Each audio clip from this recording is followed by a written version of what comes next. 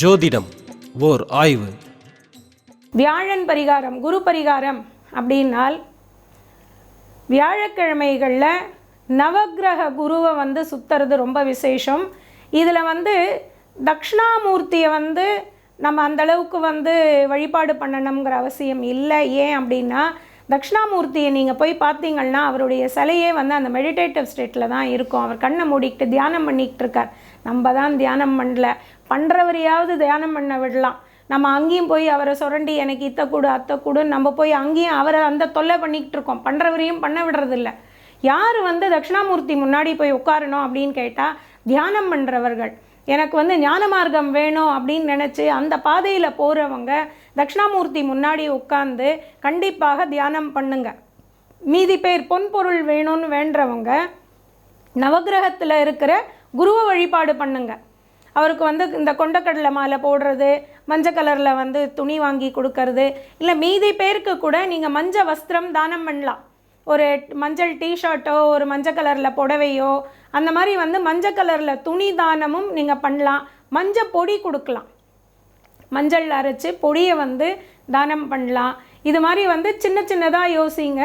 இது எல்லாமே குரு பரிகாரம் தான். நவகிரக குரு இல்லை அப்படின்னால் இந்த ராகவேந்திரர், ஷிரடி பாபா அந்த மாதிரி குருமார்கள் யாராவதா கூட இருக்கலாம். அகத்தியராக இருக்கலாம், ராமலிங்க அடிகளாராக இருக்கலாம், வள்ளலாராக இருக்கலாம். இந்த மாதிரி உங்களுக்கு பிடிச்ச உங்களுக்கு தெரிஞ்ச எந்த குருவாகவும் இருக்கலாம்.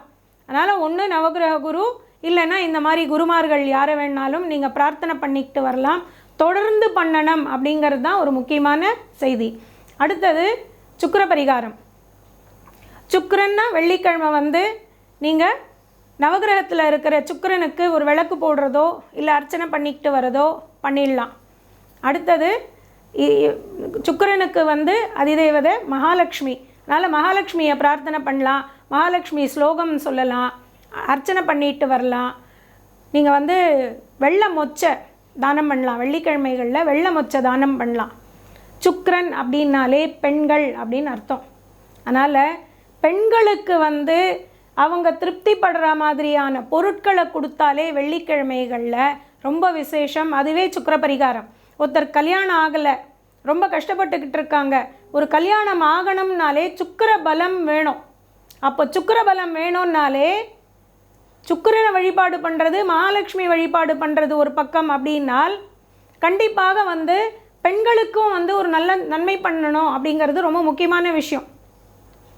என்ன, வெள்ளிக்கிழமைகளில் ஒரு 5 பேரோ 7 பேரோ உங்களுக்கு என்ன நம்பர் தோன்றதோ அத்தனை பேரை கூப்பிட்டு அவங்களுக்கு சாப்பாடு போட்டு, துணிமணி என்ன அவங்களுக்கு பிடிச்ச மாதிரியான வஸ்திரம் வாங்கி கொடுத்து, அவங்க விருப்பப்படுற வளையல் என்ன அலங்கார பொருட்கள் அவங்க விரும்புகிறாங்களோ அதெல்லாம் வாங்கி கொடுத்து பெண்களை திருப்திப்படுத்தினாலே சுக்கிர பரிகாரம். கல்யாணம் ஆகாதவங்க கண்டிப்பாக இந்த சுக்கிர பரிகாரம் பண்ணலாம்.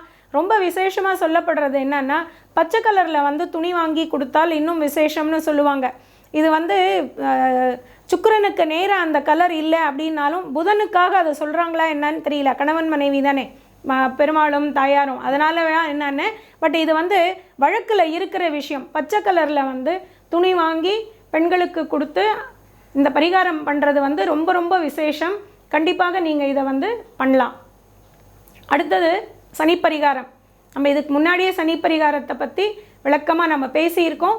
இருந்தாலும் திருப்பி அதை நான் உங்களுக்கு சொல்லிடுறேன்.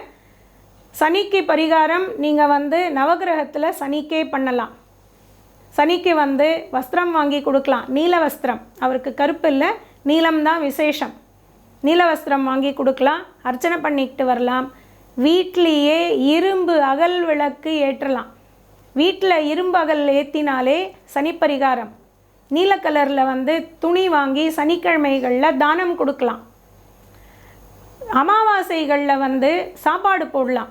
தானம் அப்படின்னா நீங்கள் சாப்பிட்டதுக்கப்புறம் நீங்கள் என்ன கொடுத்தாலும் தானம் கிடையாது. அதனால் நீங்கள் அமாவாசை அன்னைக்கு யாருக்காவது 4 பேருக்கு சாப்பாடு போடணும் அப்படின்னு நினச்சிங்கன்னா நீங்கள் சாப்பிடாமல் வெறும் வயிற்றில் தான் தானம் பண்ணணும். தானம் பண்ணினதுக்கப்புறமா நீங்கள் என்ன வேணும்னாலும் சாப்பிட்டுக்கலாம். இது எல்லாமே சனி பரிகாரம் தான். அடுத்தது ராகு பரிகாரம். ராகு பரிகாரம் அப்படின்னா ரொம்ப ஈஸியான பரிகாரம் என்ன அப்படின்னு கேட்டிங்கன்னா, உங்களுக்கு ராகு எந்த வீட்டில் இருக்கான், எந்த நட்சத்திரத்தில் இருக்கான் அப்படிங்கிறத பார்த்துட்டு நீங்கள் வந்து அன்னைக்கு ராகுகால விளக்கு ஏற்றலாம். வீட்லேயே ஏற்றலாம், கோவிலுக்கு போகணுங்கிறது கூட கிடையாது. இல்லை எனக்கு தெரியல அப்படின்னு நீங்கள் சொன்னீங்கன்னா, ராகு எங்கே இருக்கான்னு எனக்கு தெரியல, எப்படி கண்டுபிடிக்கணும்னு எனக்கு தெரியல அப்படின்னு சொன்னீங்கன்னா தப்பே கிடையாது. முடியுமானால் ஒவ்வொரு நாளும் ராகுகால விளக்கு ஏற்றிக்கிட்டு வந்துடுங்க. திங்கட்கிழமை ராகுகாலம், செவ்வாய்க்கிழமை ராகுகாலம், புதன்கிழமை ராகுகாலம்னு அன்னன்னி ராகுகால விளக்கு ஏற்றிக்கிட்டு வந்தால் ரொம்பவும் சிறப்பானது. முடியுமானால் அன்னன்னி ராகுகால விளக்கு ஏற்றிக்கிட்டு வாங்க. ராகுக்கு வந்து துர்கை வழிபாடும் ரொம்ப சிறப்பானது. ராகு தசை நடக்கிறவங்க இல்லை ராகுக்காக பரிகாரம் பண்ணணும்னு நினைக்கிறவங்க நீங்கள் வந்து துர்கை வழிபாடு பண்ணலாம். அடுத்தது நாகத்தோடு இருக்கிற எந்த சுவாமியை வேணாலும் நம்ம வந்து பரிகாரம் பண்ணலாம். இந்த நாகாத்தம்மன், கருமாரியம்மன், நாகாபரணத்தோடு இருக்கிற சிவன், ஆதிசேஷன், அந்த மாதிரி வந்து உங்களுக்கு நாகம் எதுவோ, நாகத்தோடு இருக்கிற கடவுள் எதுவோ அந்த இடத்துலையும் நீங்கள் வந்து ராகு பரிகாரம் பண்ணிக்கிட்டு வரலாம். ராகு பரிகாரம் ரொம்ப விசேஷமானது. அவருடைய தானியம் கருப்பு உளுந்து, அதை வந்து நீங்கள் தானம் பண்ணலாம். கருப்பு வஸ்திரம் தானம் பண்ணலாம். இது எது பண்ணினாலும் ராகு பரிகாரம் தான். அடுத்தது கேத்து பரிகாரம். இது ரொம்ப ரொம்ப ஈஸியான பரிகாரம். ஏன்னா ஒரு தெருவுக்கு ஒரு பிள்ளையார் நிச்சயமாக இருப்பார். கேத்துக்கு அதிபதி விநாயகர். விநாயகர் வழிபாடு பண்ணாலே போதும். கேத்துக்கு வந்து ரொம்ப வசதியான பரிகாரம். உங்களுக்கு வந்து முக்கியமான கட்டங்களில் கேத்து இருந்தால் என்ன பண்ணணும் அப்படின்னு கேட்டிங்கன்னா, அதாவது என்ன, உங்கள் லக்னத்துக்கு 5ல், லக்னத்துக்கு 5ல், 9ல், 10ல், 2ல், 11ல் இந்த மாதிரியான இடங்களில் வந்து கேத்து இருக்கிறார் அப்படின்னா கண்டிப்பாக நீங்கள் பண்ண வேண்டிய பரிகாரம், நல்ல 2 அடி 2.5 அடியில் கல் பிள்ளையார் ஒன்று வாங்கி அதை வந்து எங்கே பிரதிஷ்டை பண்ணுறதுக்கு கோவில் கட்டிக்கிட்டு இருக்காங்களோ, பிரதிஷ்டைக்கு இருக்கோ அந்த இடத்துல வந்து இந்த விக்கிரகத்தை நீங்கள் தானம் பண்ணிவிடுங்க. இது வந்து ரொம்ப பெரிய பரிகாரம். கேத்து இருக்கிற இடத்தை கெடுப்பார் அப்படின்னு இருக்குது.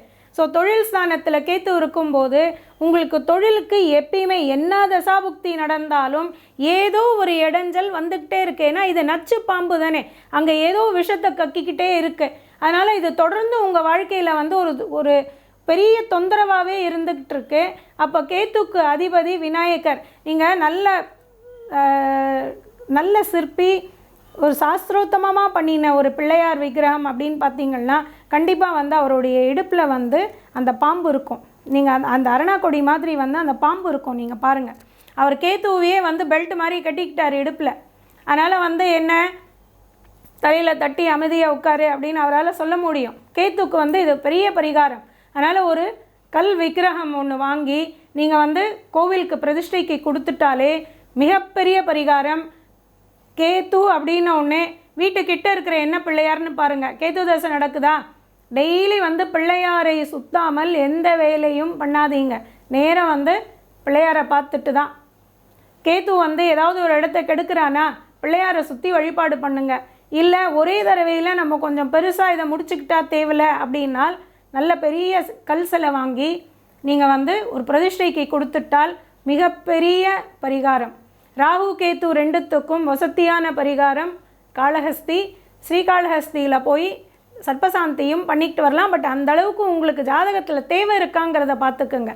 எடுப்பில் அவ்வளோ தூரம் போய் அதை தான் பண்ணணுங்கிறது இல்லை. சின்ன விஷயம்னா இங்கேயே முடிச்சுக்கோங்க. ரொம்ப பெருசாக வந்து சர்ப்பதோஷம் இருக்குது, இல்லை சிக்கல் பிரச்சனையான இடத்துல நின்று இவங்க தசை நடத்துகிறாங்க, நம்மளுக்கு வந்து கெடுபலன் இருக்கும்னா அந்த மாதிரியான ஒரு சூழ்நிலையில் காளஹஸ்திக்கு போயிட்டு பரிகாரம் பண்ணிக்கிட்டு வரலாம். இப்போ யார் யாருக்கு பரிகாரம் நாம் பண்ணணும் அப்படிங்கிறத வந்து நம்ம தெரிஞ்சுக்குவோம். கண்டிப்பாக பரிகாரம் பண்ண வேண்டியது வந்து நல்ல கிரகம் நல்ல இடத்துல இருந்து பிரமாதமாக தசை நடத்தினா கூட நம்ம கண்டிப்பாக பண்ண வேண்டியது வந்து அந்த தசாநாதனுக்கு பரிகாரம் பண்ணிக்கிட்டு வரணும். இன்றைக்கி புதன் தசை நடக்குது அப்படின்னா புதன் பரிகாரம் கண்டிப்பாக பண்ணணும். இன்றைக்கி சனி தசை நடக்குது அப்படின்னா சனிக்கு கண்டிப்பாக பரிகாரம் பண்ணணும். துலா லக்னத்துக்கு வந்து 4லிருந்து தசை நடத்துகிறான் சனி, பெரிய வந்து பஞ்சமஹா புருஷ யோகம் பிரமாதமாக இருக்கும், பரிகாரம் பண்ண வேண்டாமா அப்படின்னு கேட்டால் அது வந்து சரிவர பண்ணுறதுக்காக நான் வந்து பரிகாரம் பண்ணணுங்கிறது இல்லை. ஒரு தேங்க்ஸ் கிவிங்காகவும் இருக்கலாம், இன்னும் கொஞ்சம் சேர்த்து பண்ணுப்பான்னு கேட்குறதாகவும் இருக்கலாம். அதனால் தசாநாதனுக்கு வந்து கண்டிப்பாக பரிகாரம் பண்ணியே ஆகணும். First point. அடுத்தது, உங்களுக்கு என்ன வேலை நடக்கணும் அப்படின்னு பாருங்கள்.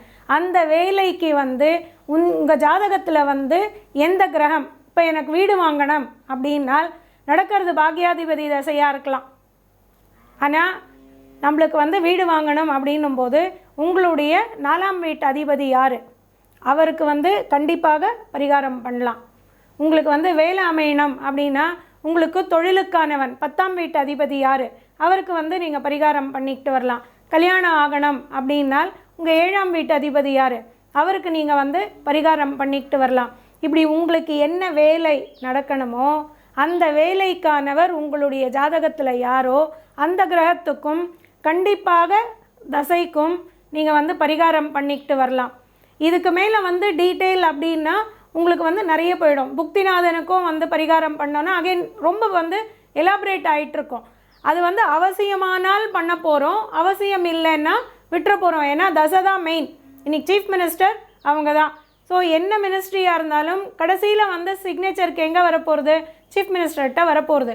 அப்போ இன்றைக்கி தசை நடத்துகிறவர்கிட்ட தான் வந்து எல்லா ஃபைலும் வரப்போகிறது. இப்போ அவரை கவனித்தாலே போதுமானது நம்மளுக்கு. மீதியெல்லாம் வந்து எப்படியும் கொஞ்சம் சரிப்பட்டு வந்துடும். அதனால் முடிஞ்சால் அந்த கிரகம் என்னன்னு தெரிஞ்சுக்கிட்டு, உங்கள் வேலைக்கான கிரகம் என்ன அப்படிங்கிறத தெரிஞ்சுக்கிட்டு அந்த கிரகத்துக்கும் இந்த இன்றைக்கி பதவியில் உட்கார்ந்துட்டுருக்க தசாநாதனுக்கும் பரிகாரம் பண்ணினால் போதுமானது. சின்ன பரிகாரமாக பண்ணுங்க, தொடர்ந்து பண்ணுங்க, கண்டிப்பாக க்ஷேமலாபம் நிச்சயமாக இருக்கும்.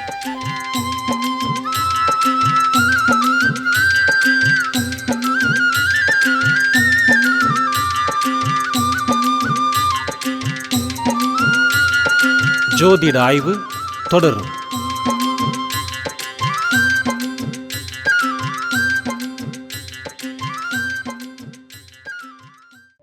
எங்கள் நிகழ்ச்சிகளை பற்றிய குறிப்புகள் உங்களை வந்தடைய யூடியூபில் சிவப்பு நிற சப்ஸ்கிரைப் பட்டனை பிரஸ் செய்யுங்கள். மேலும் எங்கள் நிகழ்ச்சிகள் பற்றிய உங்கள் கருத்துக்களை யூடியூபில் பதிவு செய்யுங்கள். எங்கள் நிகழ்ச்சிகள் உங்களுக்கு பிடித்திருந்தால் லைக் செய்யுங்கள். மேலும் உங்களுக்கு பிடித்த மாணவர்களுக்கு ஷேர் செய்யுங்கள்.